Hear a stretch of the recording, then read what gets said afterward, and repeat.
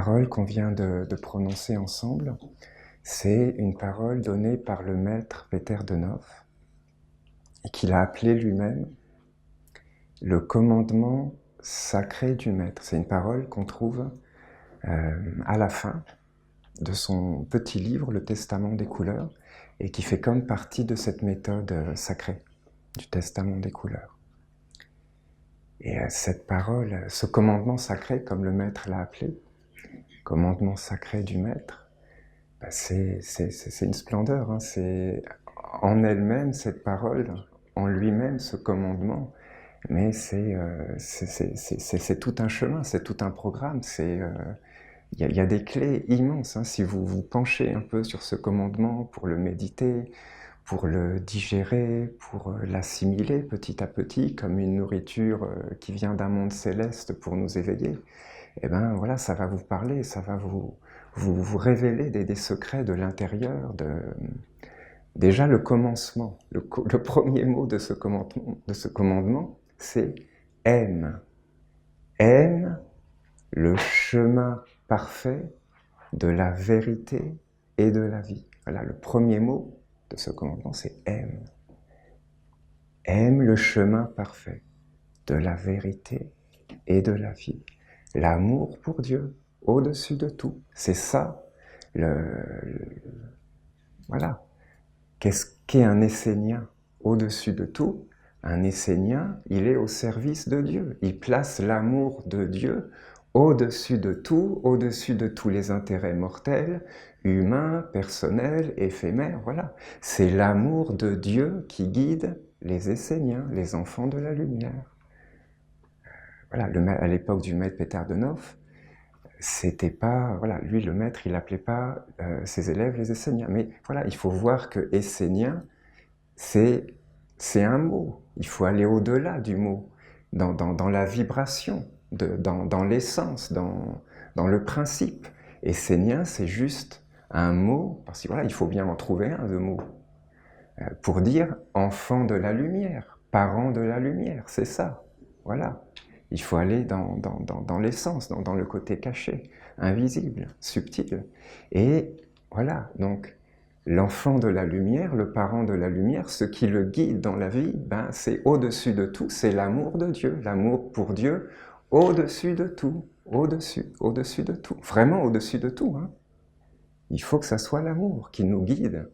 L'amour, la source de nos pas sur le chemin, l'amour pour Dieu, la source de nos aspirations, de nos sentiments, de nos pensées. L'amour pour Dieu comme notre impulsion, ce qui nous guide, ce qui nous donne la force de passer les épreuves, parce qu'il y en a sur la terre. Hein. L'amour pour Dieu, toujours comme la force qui nous permet de continuer, de marcher, un pas après l'autre. L'amour pour Dieu. Aime le chemin parfait. Le chemin parfait, le chemin est parfait. Voilà. Dieu regarde le monde et voit que tout est bien. Le chemin est parfait. Oui, il y a des difficultés sur le chemin, mais il est parfait. Tout est bien.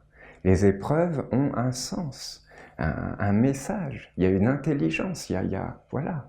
C'est pour nous éveiller, pour nous conduire vers une sagesse plus grande, une intelligence plus grande, une compréhension plus grande.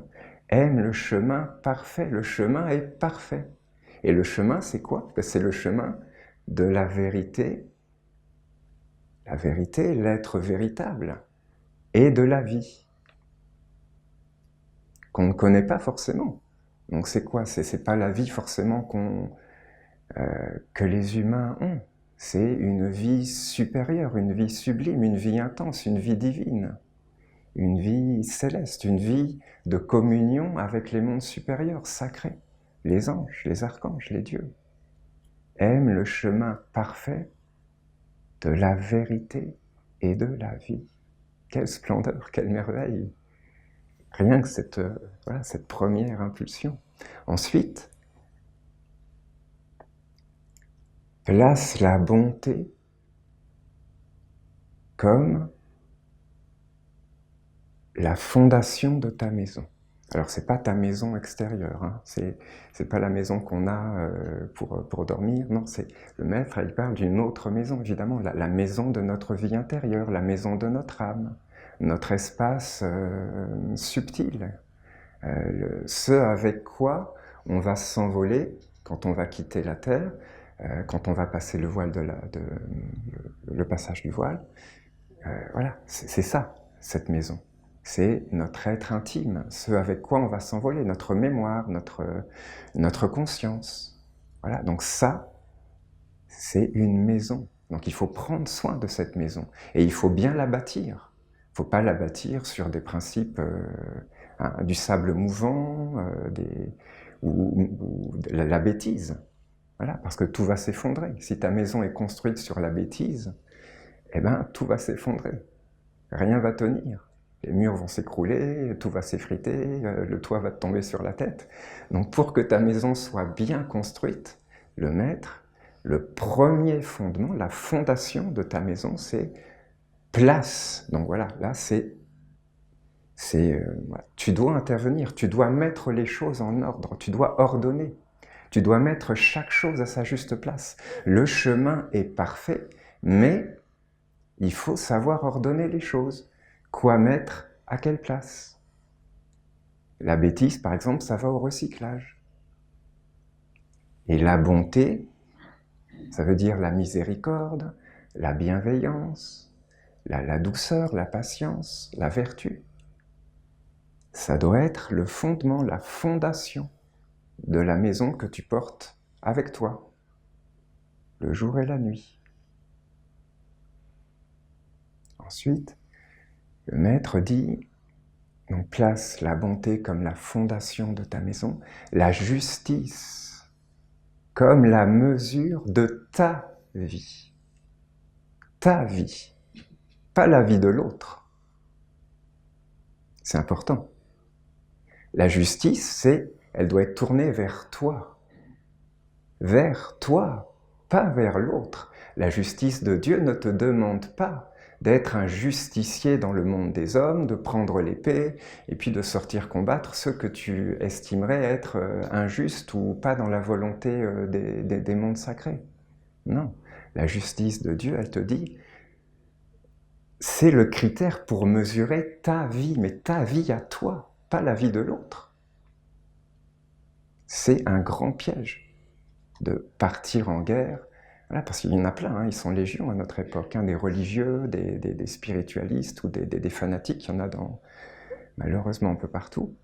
Ah, ils partent en guerre.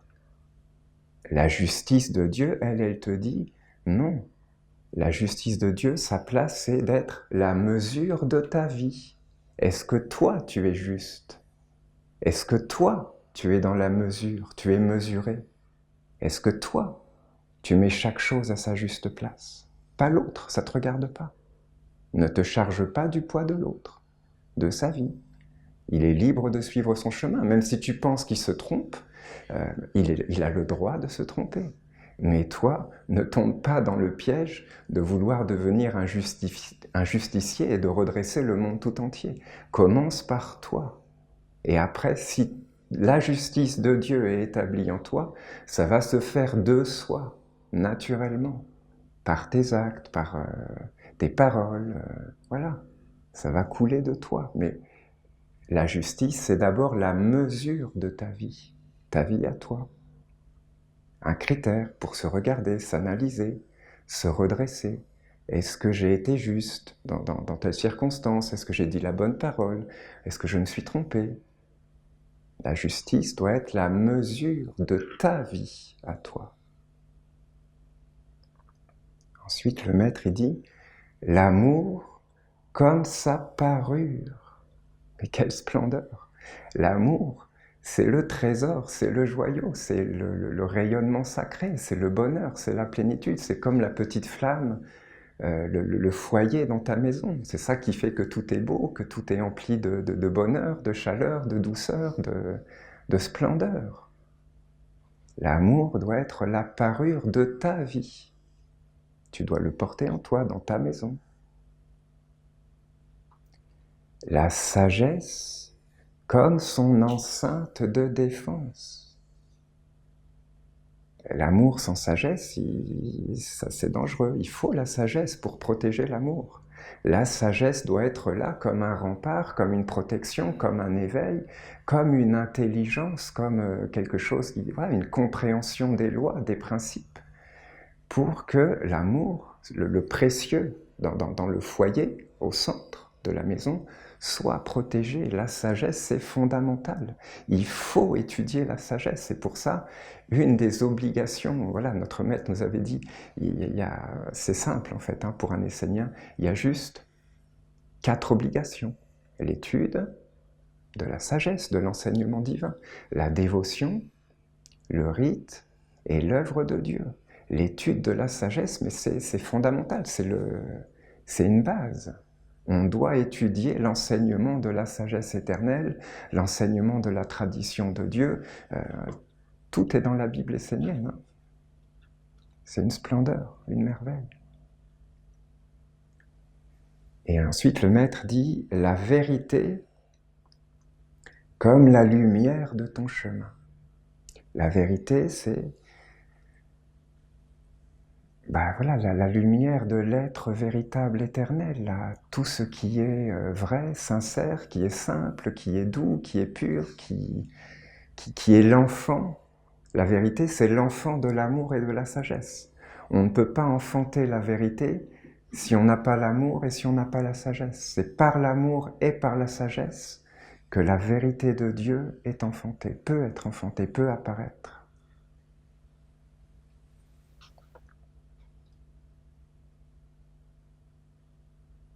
Et donc après, seulement alors me connaîtras-tu et je me révélerai à toi. Ouais, c'est tout un chemin. C'est au bout du chemin.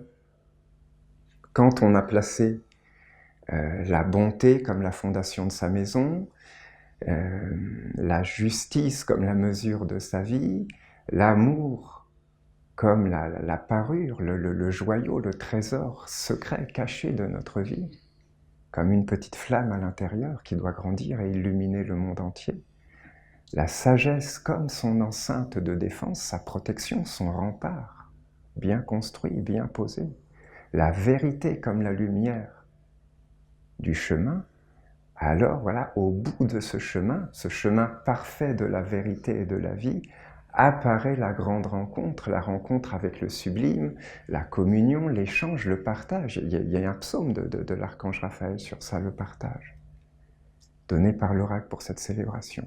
Voilà, c'est au bout du chemin, le partage, la communion avec l'intelligence pure, l'intelligence sacrée, ce qui élève la vie de l'homme tout entière vers la lumière.